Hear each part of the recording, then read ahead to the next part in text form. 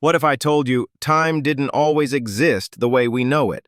Let's uncover the incredible journey of how humans learned to measure the invisible, time. Thousands of years ago, people followed the sun's journey.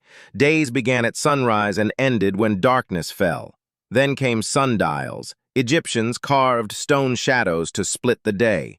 It was our first real attempt at tracking time. But what about the night?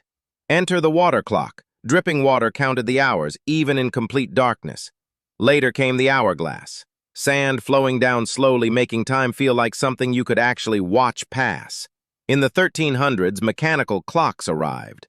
Giant gears powered by weights. Towns began ticking together. Then came wristwatches, not just fashion, but freedom. People could now carry time on their hands anywhere they went.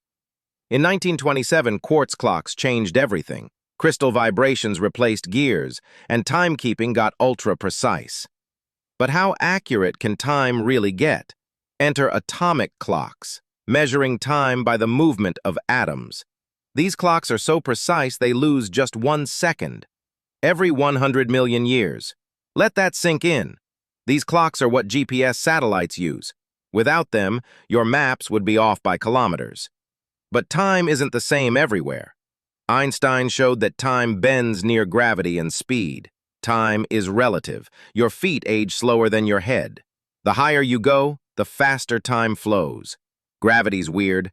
From sun shadows to atomic precision, humans turned the mystery of time into math and machines. Time now rules our world, but it all started with a curious glance at the sky. Like the journey? Then like, share, and subscribe for more videos like this.